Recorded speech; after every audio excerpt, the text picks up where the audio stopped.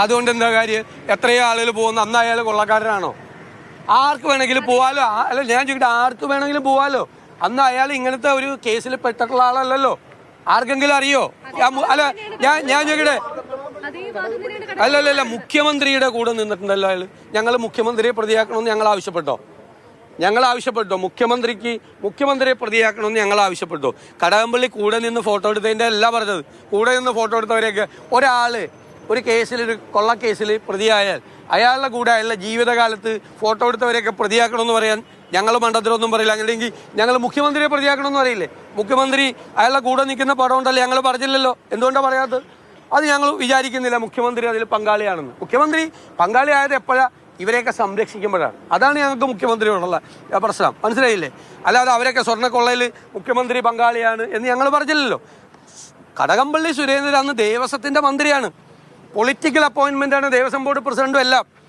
കടകംപള്ളി സുരേന്ദ്രനോട്, ദേവസ്വം മന്ത്രിയോട് ആലോചിക്കാതെ ദേവസ്വം ബോർഡ് ഒരു തീരുമാനം എടുക്കില്ല.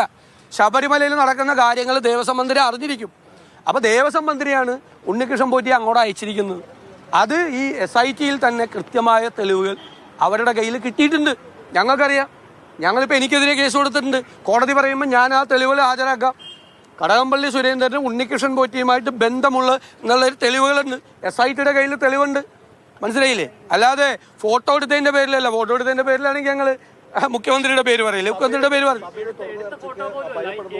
സഭയിൽ ചർച്ച ചെയ്യേണ്ട ആവശ്യമില്ലെന്നേ. സഭയിലൊക്കെ ചർച്ച കഴിഞ്ഞതാണ്. എല്ലാ ദിവസവും എന്തിനാ ചർച്ച? മന്ത്രിയുടെ രാജിയാണ് ആവശ്യം. രാജി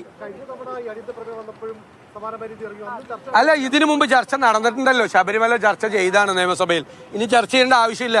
ചർച്ച ചെയ്യേണ്ട ആവശ്യമില്ലാത്തതുകൊണ്ട് ഞങ്ങൾ നോട്ടീസ് കൊടുക്കാറുണ്ട്. ഞങ്ങൾ ഒരു പ്രാവശ്യം കൊടുത്തിട്ട് നോട്ടീസ് അനുവദിച്ചില്ലല്ലോ. കേസ് നടന്നുകൊണ്ടിരിക്കുകയാണെന്ന് പറഞ്ഞിട്ട് അവര് ചർച്ച തരാറില്ലല്ലോ.